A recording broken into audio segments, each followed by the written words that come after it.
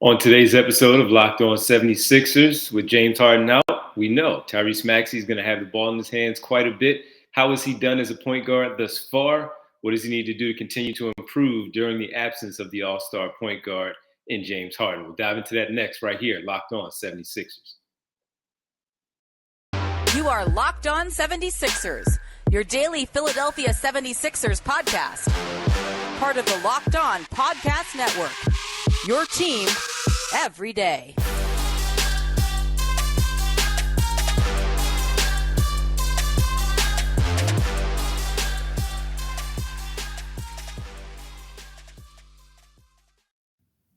Welcome, you are Locked On 76ers. I'm Devon Givens from 97.5 The Fanatic Radio in Philadelphia, alongside my co-host and partner from TheInquirer.com, Sixers beat writer Keith Pompey. Keith, what's happening, man?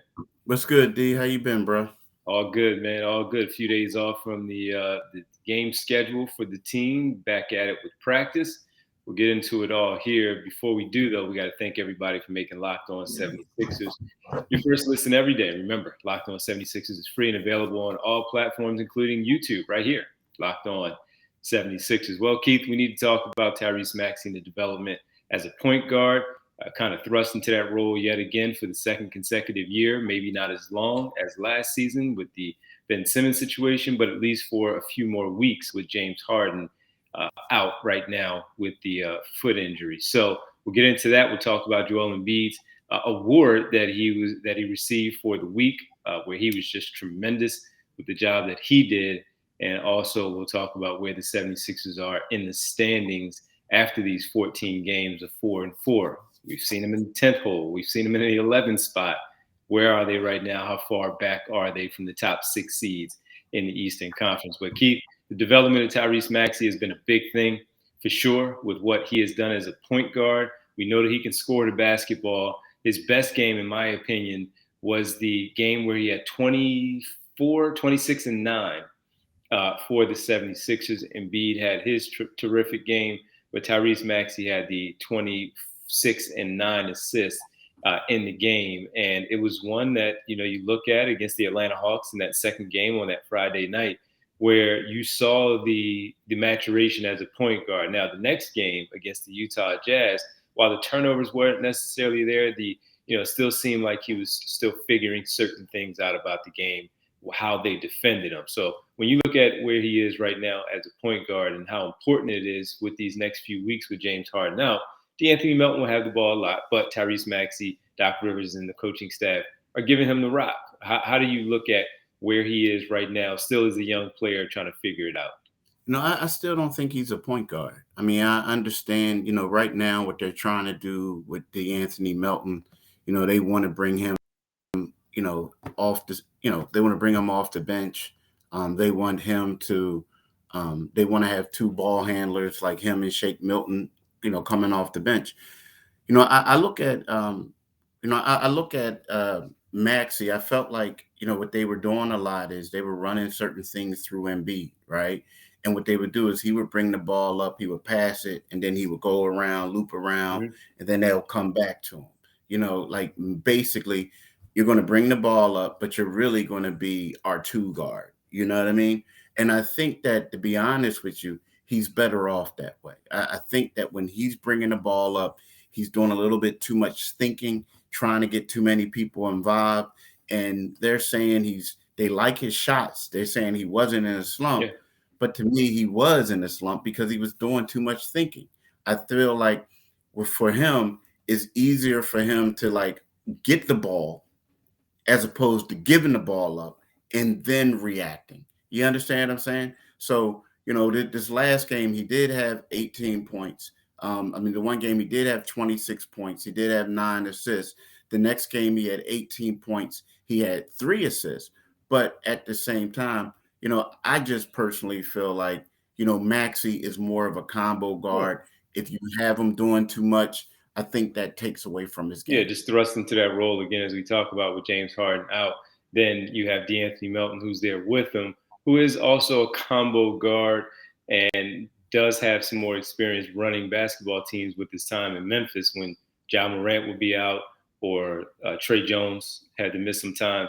D'Anthony Melton was the one with the ball. So he does have that experience, but missing games. And then also just wanting to have the ball in your second best player's hands, if you will, behind Joel Embiid with how they run things, not excluding Tobias Harris, just simply how they run their offense. Then, of course, I understand why they want to put the ball in his hands a little bit more and allow that to happen. But you're right. The read and react stuff may be hindering him a little bit when he's trying to read and react, but thinking because he has to get other players involved. I totally get it, totally understand it. And again, he's such a smart player and a hard worker. I don't think anybody really worries about it because that's who he is. He worries. He worries himself. You know, when we're all worried about it, they're worried about it. He doesn't want to make a mistake. He wants to make sure that he's out there doing things perfectly for the basketball team, not turning the basketball over, making the right passes, you know, finding himself in an open area to get the ball also, and shooting, to your point of just catching and shooting, less thinking, and having success with that. We've seen it so many times. So it's still a work in progress. And I know we've talked about this before. So I don't want people saying, oh, you guys talked about this, but it's a little bit different because, yes, Keith has talked about they need more ball handling to help out in general off the bench with another point guard who was more of a pure point guard in this game. But with him, since he's going to have the basketball, and we've seen a few games already without James Harden, we've seen the good ones with the 9 assists, with the 26 points, mixing it all up. And then we've seen the questionable ones where he's been low in points and also low in those assist categories with high turnovers. So it's still a work in progress with him and the basketball team. I do think they're being somewhat fair with him with how, you know, just allowing it to happen in real time. And yes, he had all of last season, but he's a different player than he was from last season, where he's so much more of a more comfortable scorer than he was a year ago. So it's something to continue to watch. He's going to have a big test against him with Drew Holiday and Javon Carter on Friday, Keith, when Milwaukee comes to town.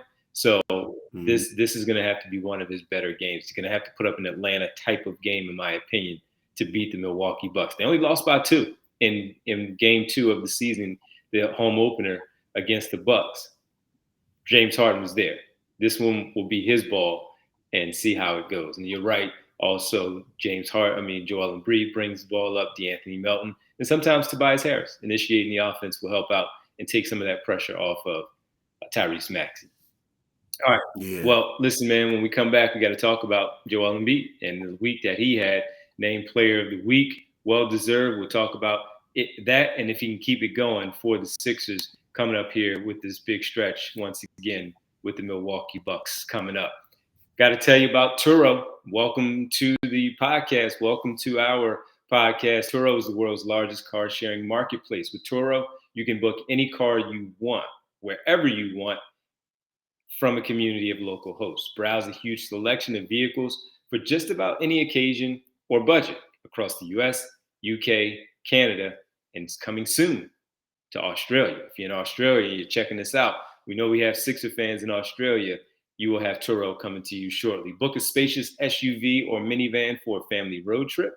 Get a classic or luxury car for a special event, birthday or holiday, maybe a party or something like that. So you can roll up and look pretty swift, you know, it's a little swift in that vehicle. Find affordable economy cars if you're on a budget and just need to get from A to B. Test drive that new electric vehicle that you've had your eye on, just to see how it fits in your everyday life. Maybe you'll go out there and decide you want to get it later on. Turo has you covered. Many Turo hosts can even deliver the car right to you. Every trip is backed by liability insurance. Terms, conditions, and exclusions apply. Forget boring rental cars and find your drive at Turo.com.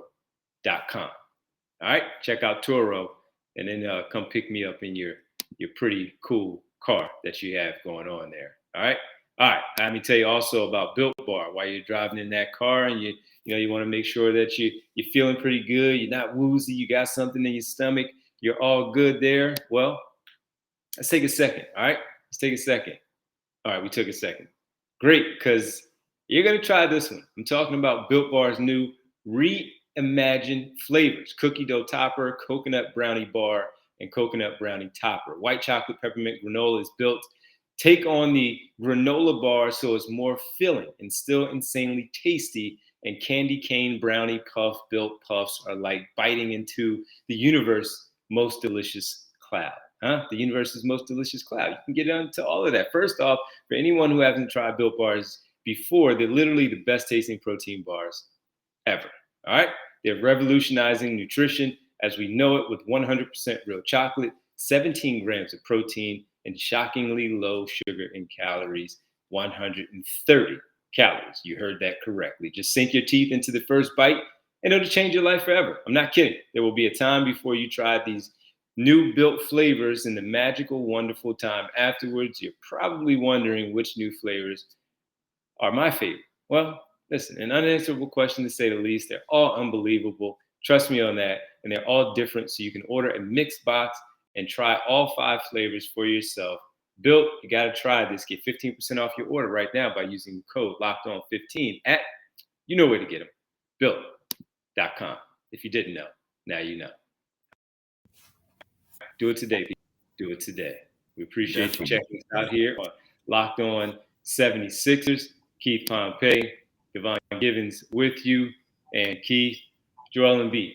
Can you run off his numbers? I know you put it out there very, very early when you found out about Joel Embiid and his Player of the Week award. His numbers. We know about the 59 points on Sunday in game number 2. He had 101 points for the weekend. Game 2 was against the Utah Jazz, 59 points. He was tremendous. 42 on Saturday against the Atlanta Hawks. So he put up a big number. I don't know if the Sunday count as that week or was it?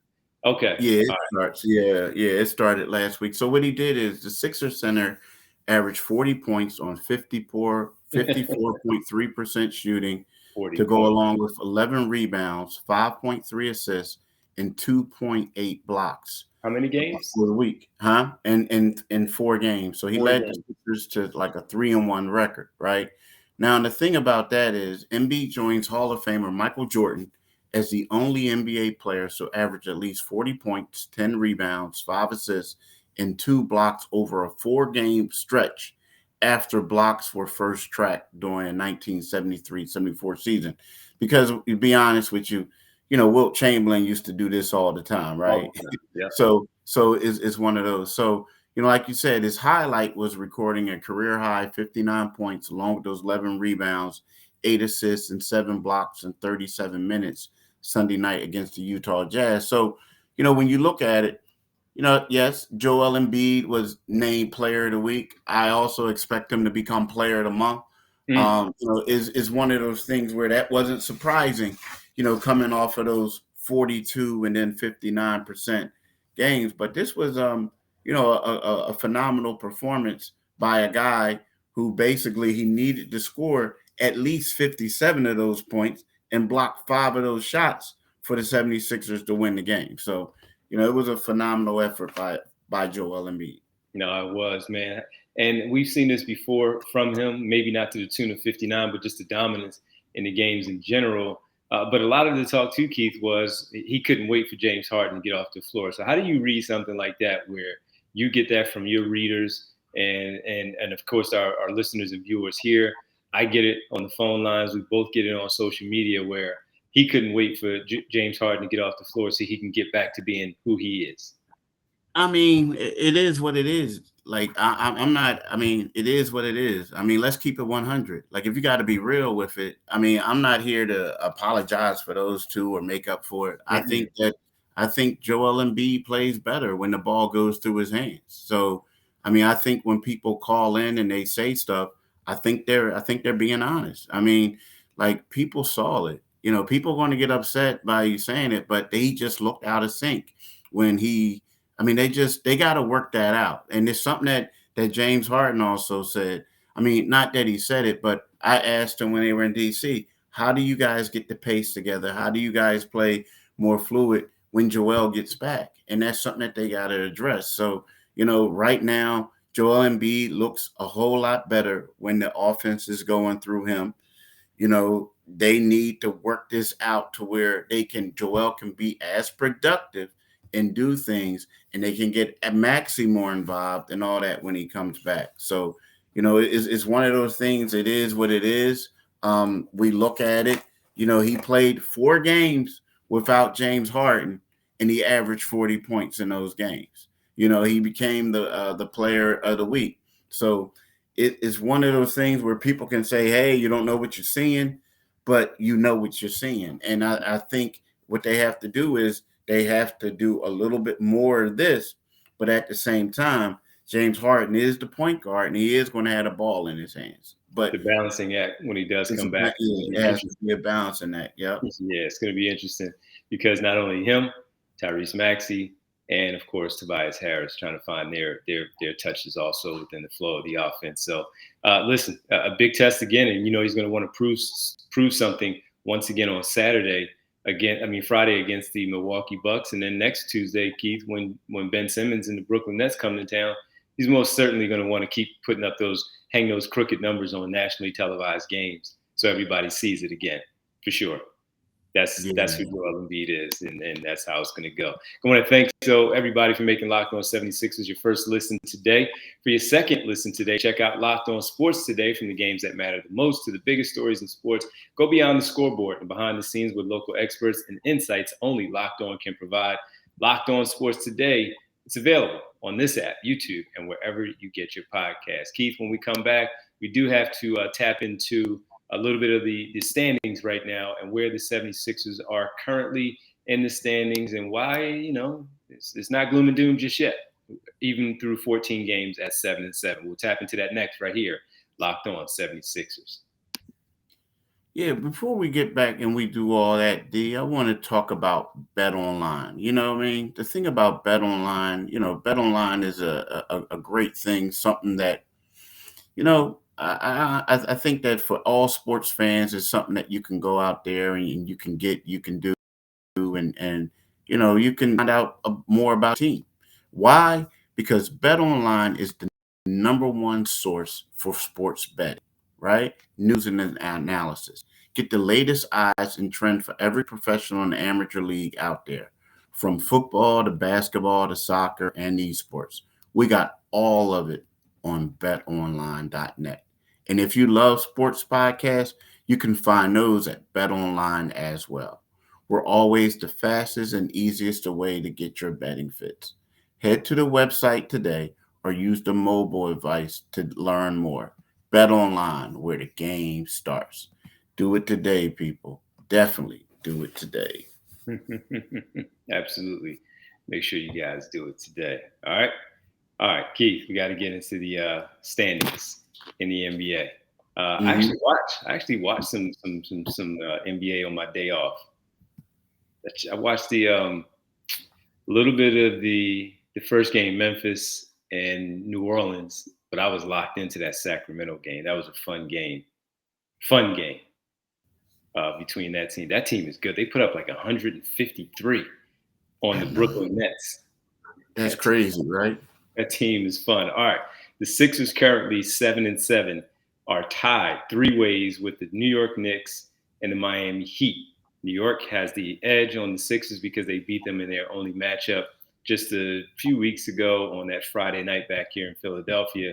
They're half a game back of the Toronto Raptors in the 6th spot and 1 full game behind the Washington Wizards at 8-6. I don't see that lasting. And Cleveland is hot to start. They got off to. They're 8-5 now after losing 4 straight. So we talked about this before. Things will settle down. They will balance out. Atlanta is 3rd at 9-5.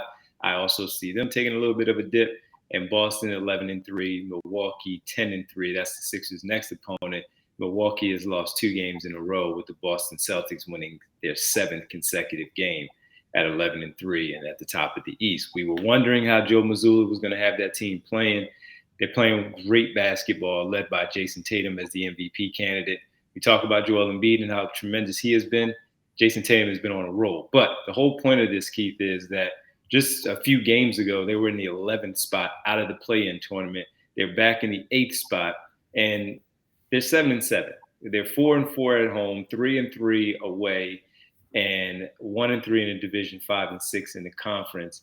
They give up 106.5 points per game to their 108 points per game. They need to find a way defensively, the numbers are not awful with the points per game. They're number one in the East with their defense and giving up points at 106.5. Milwaukee is second at 107. So the Sixers are there. They just have to score more points and, again, continue to play the defense that they do and not allow these close games to get away from them. No time to panic right now, Keith. They're 7-7. They've had their struggles. They're still in the mix. Yeah, I kind of think the fact that they won 3 out of their last 4 games kind of helped them out a little bit, right? Absolutely. Yeah, and let's face it, they still do have some holes. Yeah. The main thing is the backup center position.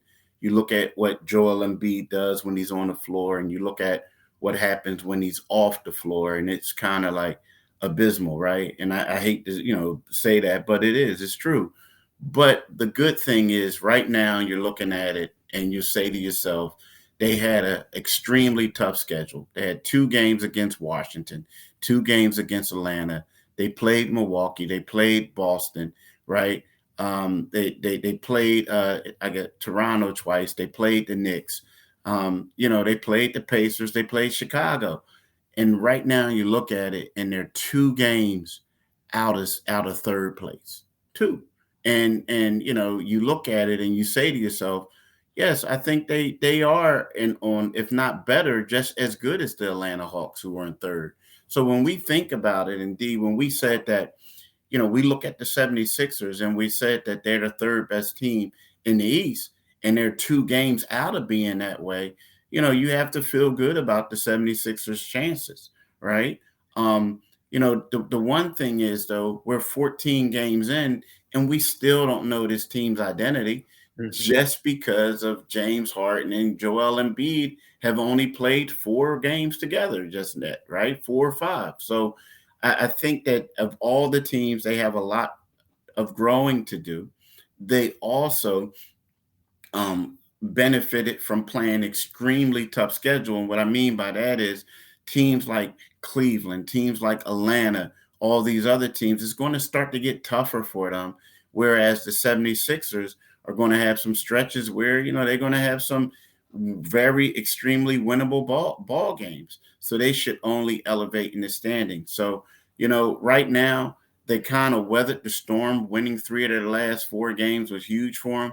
And it's going to help them, I think, when everything starts to shake out. It's important also and I skipped 1 game, Minnesota on Saturday, back-to-back Friday and Saturday. Milwaukee Friday, Minnesota Saturday, Brooklyn on Tuesday, as we talked about. That's the end of the 5-game homestand. They're 2-0. Keith, in my opinion, they need to come away from this one no worse than 4-1 at home. They need to find, as we've talked about, getting back to that identity of winning at home. As you speak of identity, winning at home was a calling card of theirs.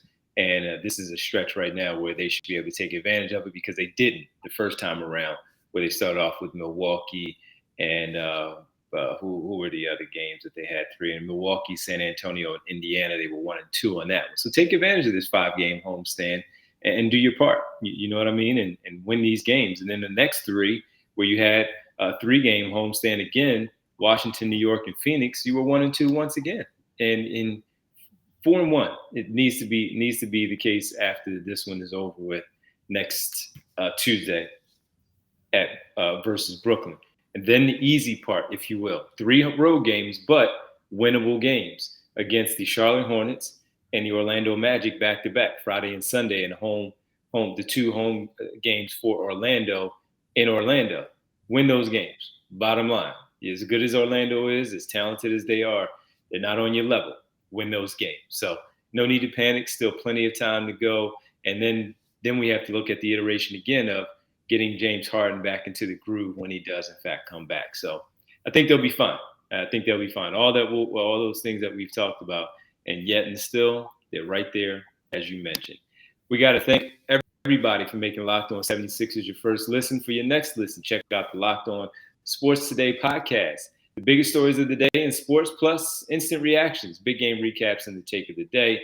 Locked On Sports Today. It's available on the Odyssey app, YouTube, and wherever you get your podcast. Keith, do you mind telling the good folks where they can find us? Yeah, wherever you get your podcast, you can get the Locked On 76ers podcast. So also on the YouTube channel, make sure you click on the Liberty Bell to become a subscriber.